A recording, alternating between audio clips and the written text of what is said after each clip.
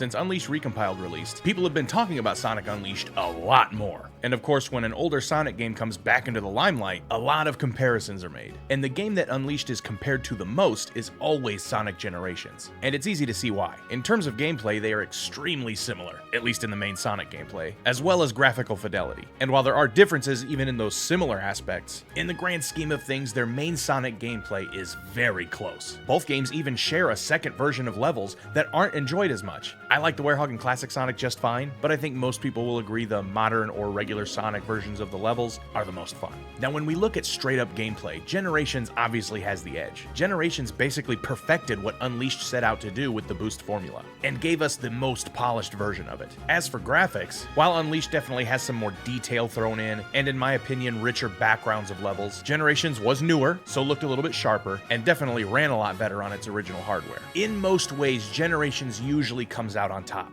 except for one thing. There's one thing that Unleashed has over it that Generations doesn't even come close to, and that's what we're talking about today.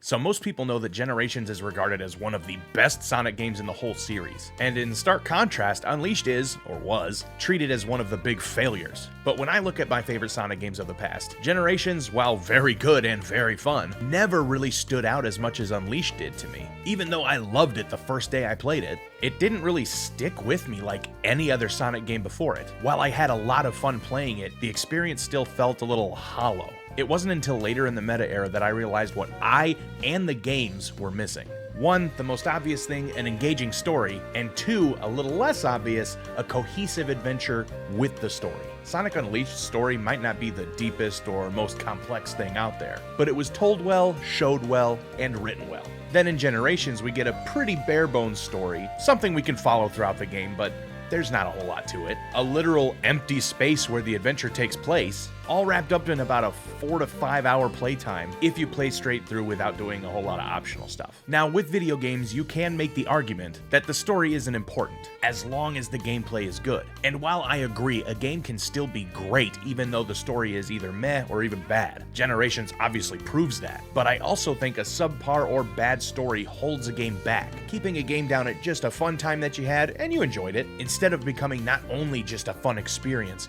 but something that resonates deep inside you that sticks with you for a long time. I go into more detail about that kind of subject here in this video, but don't watch until you're done with this one. Now, if you click this video, I'm sure you're already familiar with Generations and Unleashed stories, so I'm not going to go into a whole synopsis for both. But what I want to do is explain what I meant by a cohesive adventure. In Sonic Unleashed, you slowly learn about the state of the world and how to fix it, meaning you have to travel to different countries, defeating enemies, finding temples, and restoring the Chaos Emeralds, all while trying to help your new friend Chip regain his memories. You also interact with tons of NPCs in each country and have a decent amount of optional missions for them. Almost everything you do in Unleashed either has a practical or narrative goal. Now when we look at Generations, you play as both classic and modern Sonic, completing stages from Sonic's past in both 2D and 3D. Completing the levels restores their color and their life, and fixes the timeline. You repeat this cycle until you defeat the Time Eater, and completely repair time and space. Now that is a pretty simplified telling of how the story is in Generations, but not by much, and that's part of what gives it the empty feeling to me. Yes, we know the Time Eater is destroying the timeline, and we have to beat levels to fix it, but that's pretty much it. Other than the fact that you have to beat this level to progress, you're just in a white void beating levels over and over again until you finally get to the end and you stop.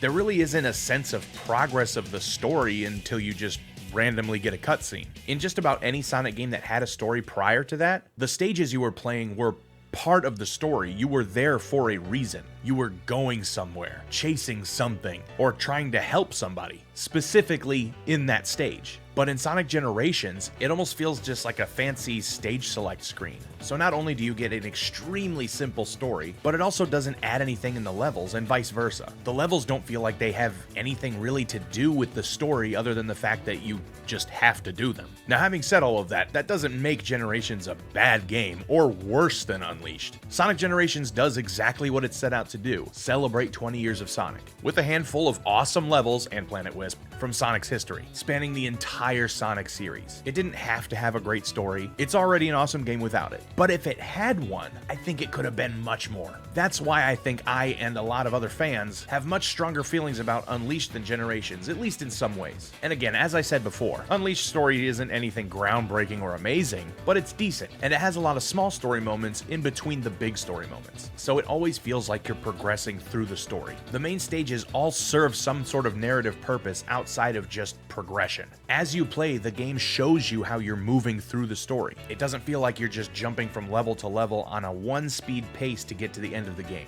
There's no question that Generations is an awesome game, and as I said before, it does a lot of things better than Unleashed ever did. But the one thing that Unleashed is better at, I think, is the one thing that holds it back from being an absolute masterpiece. But either way you look at it, whether you like Generations or Unleashed more, the cool thing is that we got two amazing Sonic games no matter what.